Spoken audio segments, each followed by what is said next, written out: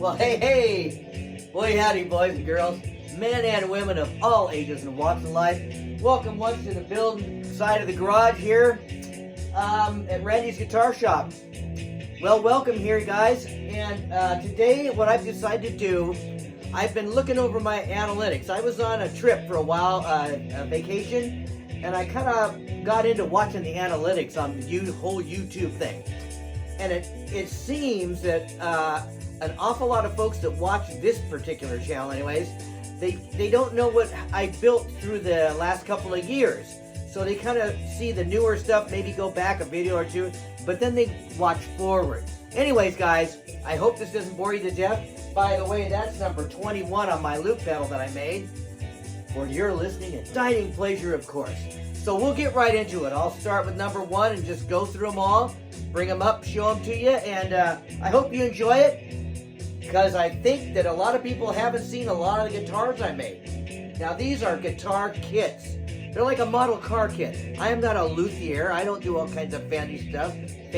I finish it. Sometimes I paint them with paints. Other times I just stain them. Sometimes I use gun oil on them instead of regular paint like polyurethane or lacquer. Anyways, let's start off with the first one I made. This, of course, is an SG style. This is a solo guitar kit out of Canada. This is not only the most expensive kit I bought out of all of them, but it was the best one, quality-wise. This has got crimson stains on it from Crimson Guitar Works in the UK. It's got a pretty nice grain on it. And it's kind of funny because this is the first guitar that I built, and the first one I attempted to make it was glued in neck. So I was really worried about that, if it would actually work out or not. This is an aftermarket Duesenberg tremolo. It works really quite well. And it can be transferred to any kind of Gibson style guitar with a tailpiece like this. It does have aftermarket Pro Bucker, I think they're called. And it's got coil taps and stuff. Sounds pretty good.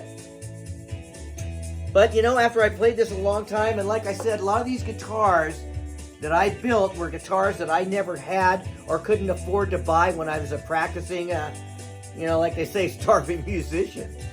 Anyways, guys, it's got really nice Calusin locking tuners on it. It plays like a dream, but I've found through playing it that I'm just not a big fan of SGs. They seem to have a lot of neck dive because of where this is placed back here. But as you can see, I've played it a lot, so.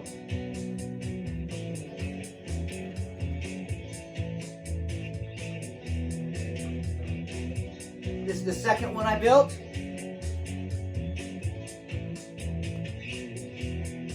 This is, of course, a thin line Telecaster. It has Filtertron pickups in it. It has a 6-way switch, which goes up and down. So one basically is like split coil, like a regular Telecaster, single coil. Then when you flip the switch up or down, whichever way, it uses both the humbuckers. It's got a lot of metal flake in it. I don't know if you'll be able to see that with my lighting I got in here. And this is the finishes I use on all my painted guitars. It's Little Daddy Roth from Southern California. His daddy was Big Daddy Roth, one of the most famous car creators and builders. He was the creator of the whole Rat Fink deal back in the 50s and 60s. It's got nice locking tuners on it. This was one of the first headstocks I ever modeled. It's just a Fender headstock. The sad thing about this guitar, after I got it all finished and done, and had played it for a while and went to do some more setup work on it, I discovered that you cannot adjust this neck at all. The nut on the truss rod is missing. And I've been told that you can't do anything about that. Recently I heard there's a guy in Grass Pass that'll can put a new nut on there, but you know, in my case so far, even with all the extreme temperatures that go on in this garage, when it's cold, when it's hot, it's pretty dang warm. So it's okay, still playable. Got a Bixby on it.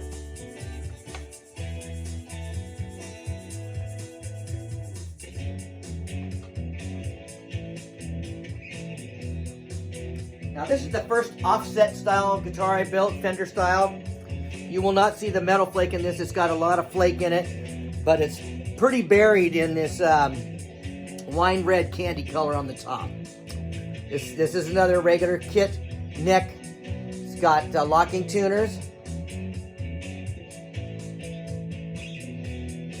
And I believe this is the last one that I built that still has the standard Fender area right here.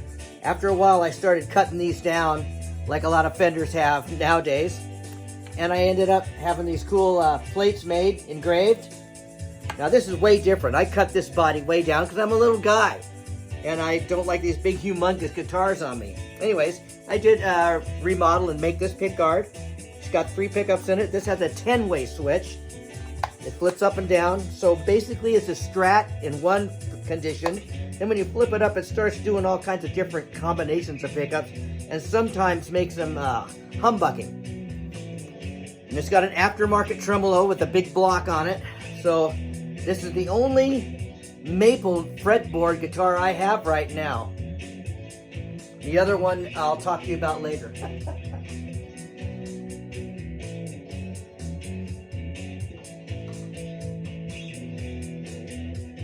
So this is probably, arguably, my favorite one because I love dual sonics. I've loved them since I was a kid in the 60s. These were a hot item. 24-inch scale, smaller, easier to, on my hands. And here's one of the first ones I did that's got the different cutaway back here, so I can get my hands up in there easier to the top. It's got locking tuners, of course. I love locking tuners. So what I did on this guitar is I tried my best to make it look well used but well taken care of. That was my goal here. And as you can see, you got the little place where you got your arm laying on there, but I didn't relic this. I'm not a huge fan of relic guitars where they take them and beat them all up and put different colors underneath and sand it back or hit them with a hammer. I'm not into that.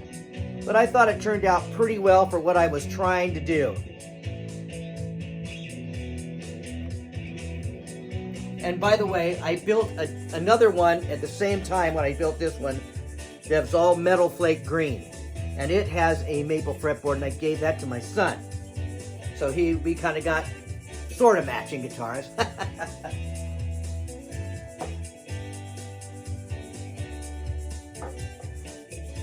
Never been a big fan of Les Pauls, but I decided to build this. It's got a quilted maple top. Once again, all crimson guitar stains. This was the second set neck I built, and luckily they both turned out okay. This one does not have locking tuners, but it's got all gold hardware. I did not activate these 2 controls. I just used 1 volume and 1 tone.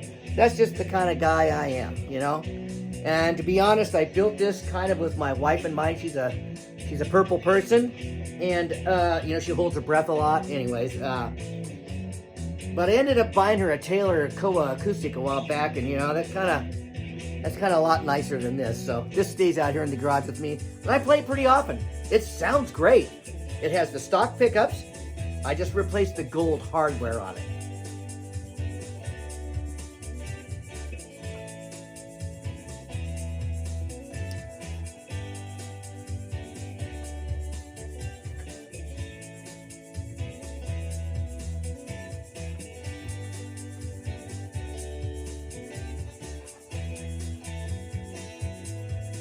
And if you were to go back through my videos, if you got interested in my channel and just really started watching them, I play that pretty often. And here's one of those crazy guitars, an Ibanez Iceman. So, this is another one that's got a lot of metal flake in it, and I just don't know if I can even show that. I just don't know if the camera on the phone will pick that up.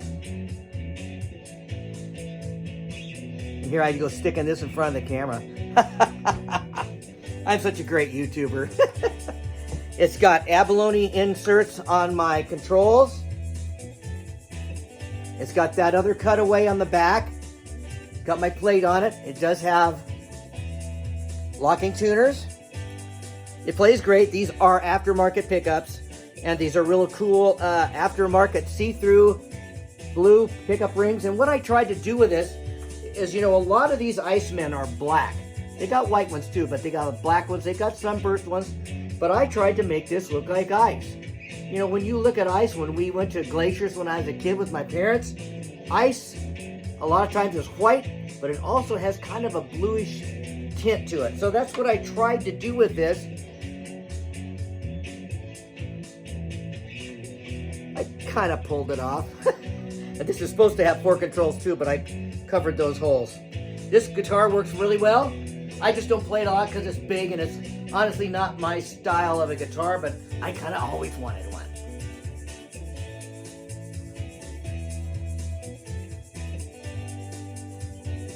All right, this here is the second offset I built. I did not modify this body. The other one I cut down in certain spots. This one I left.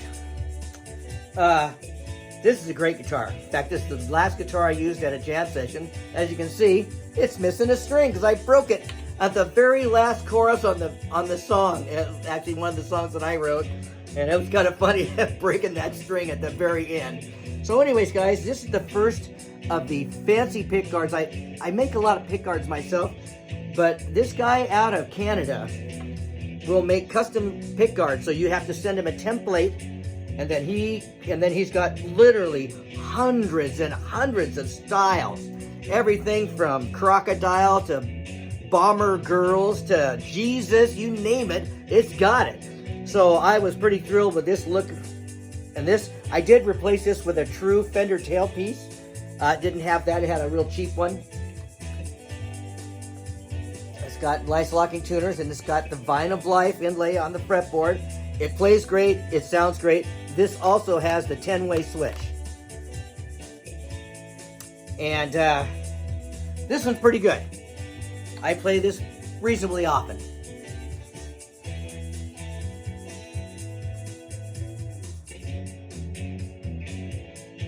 All right, this second set neck I did, and this, of course, is a Paul Reed Smith kit.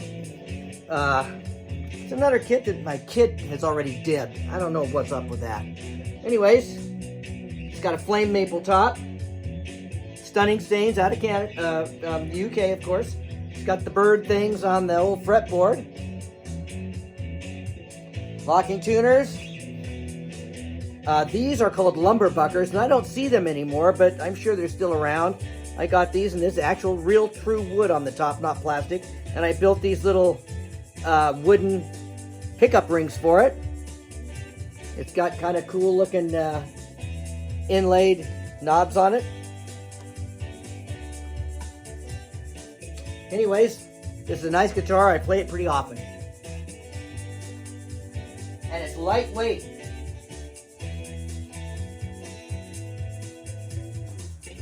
Now I should mention that most of these kits that I did, that I've built so far, have been under $200. And until this huge new fad of cheap guitars on the internet came out in the last couple of years, that was a pretty good deal. This is a Burl ash top telecaster that I built. You can see it's got the relief back here from my little tiny hands. This is another one. This is the standard neck that came with the kit. I put all gold hardware on here. This is very close to my heart. This is one of the pick guards that fellow in Canada made for me. It's got my Jesus cross on there. I love Jesus. Therefore, I put him on one of my guitars. This is all engraved hardware that I bought after the fact, but it didn't cost a lot. And these are the pickups that actually came with this engraved stuff. I didn't expect that. I didn't know it came with pickups, and they work well. And this has a 4-way switch, so it's a basic telecaster. When you put it all the way up to the front, it's these two in a humbucking mode. I get quite a few compliments on this one.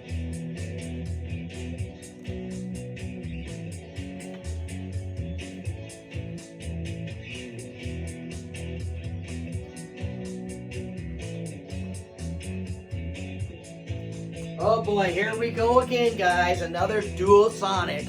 I'm a dual sonic nut. I love dual sonics. I'll try to do the best I can with this light to see if we can get any kind of a shine on here where you can see what this thing looks like. It is just loaded with holographic flake from Little Daddy Roth, of course. And this one needs work. I've got maybe 3, maybe 4 guitars now that I need to redo. The finish will be the same, the pickguard, everything will be the same. But I've got to work on these pickups, this electronics, and this tailpiece, which is supposed to be a dream come true, is a little bit of a nightmare. It doesn't work all that good.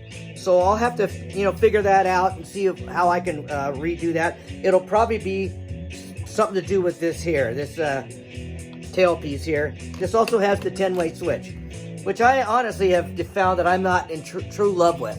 I may just replace them all with 5-way switches. But I like this guitar a lot. I love this 3-dimensional pickguard that he made for me.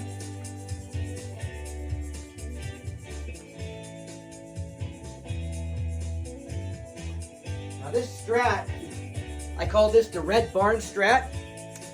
And I get a lot of comments and compliments on this guitar.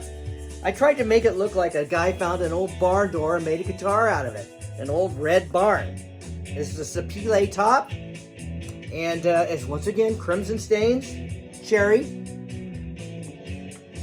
I like this guitar a lot. This is an aftermarket neck. This is not the neck that came with the guitar kit. It is a WD neck. For all of you people that care about necks, it's kind of like Warmoth, WD, Mighty Mite. They all make really nice aftermarket necks. I did buy this aftermarket completely loaded pickguard because it has the 7-way switch option, which they call the Gilmore option. Anyways, it's a regular Strat. When you flip the switch up, it activates just the front pickup. So in the very back position, which is the bridge, it's those two like a Tele. And when you move up one, it's all 3 pickups on at one time. Very cool tones, and it's nice to have that little extra variation. I like it better than the 10-way switch nowadays. It's got a nice big block tremolo on it, which I really like. Thing plays great and sounds really nice.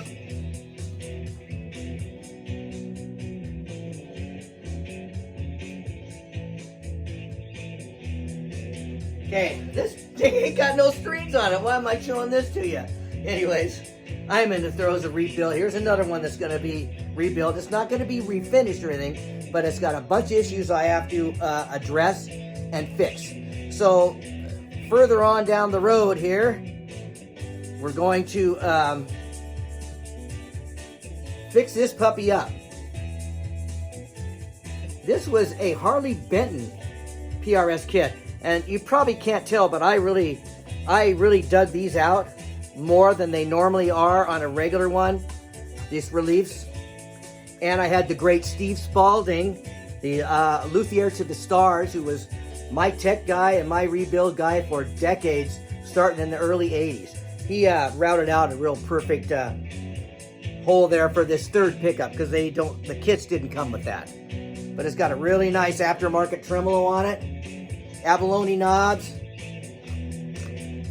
Now this switch is kind of like the 7-way. It would activate just this, but it's not active right now. Anyways, guys, I'll get this all strung back up again someday. Put some good locking tuners on it.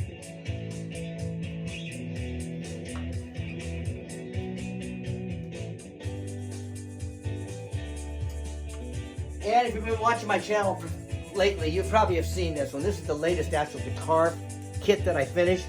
This is a Ibanez style, of course, a gem style with the monkey grip. It's got a really nice neck on it.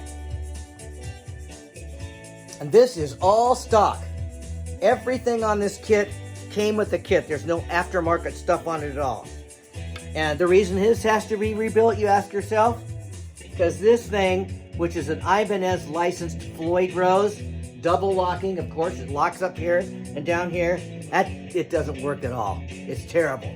But it's because it's really cheap, the machining is bad, and it just doesn't work good. It doesn't stay in tune at all. So I will address those problems and fix them all. I already have a real Floyd Rose for it. So we'll get that all fixed up. I really like the neck. It's like a 5-piece. It's got little stringers in it.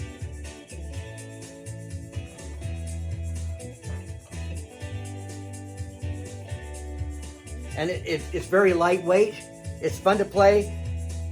One of the issues it has besides this is the way these pickups are wired.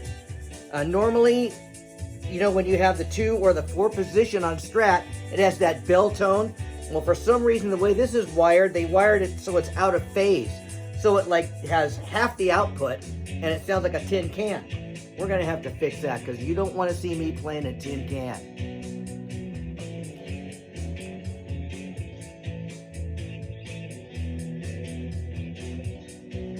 So anyways, guys, that's kind of what I got going on here for you today.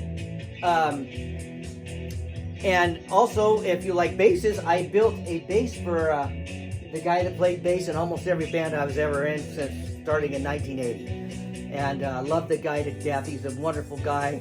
And he always wanted a certain style of a Fender bass, and I was able to attain all the parts and stuff I needed to build one for him. And that's probably one of the latest ones I've done on my channel. Anyways, guys, I know I'm going kind of late here. I'm not quite finished with the pedal board. I'm waiting for one more pedal. It should be in really soon. We'll get that on and get it done. But before then, maybe I'll be able to get over here and do a blues Saturday or just a music Saturday for you. I'll tell you what, on my analytics on YouTube, you guys enjoy those way more than guitar building. Don't ask me why. They just get watched a lot more. So in closing, I'd just like to say, thanks again. I love y'all for watching my videos. I've got more subscribers than I ever thought I would, and I'm very small as far as YouTube goes, but I don't care about that.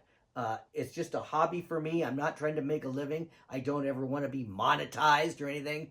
You know, YouTube is like everybody else, Facebook and stuff, where there's the bigger you get, the more rules there are. You got to watch this and watch that. I'm not going to do that. Anyways, guys, once again, thanks for watching the channel.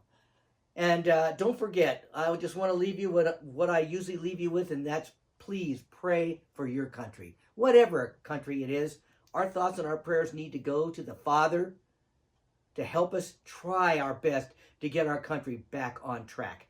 It is off track. That's all I'm going to say about that.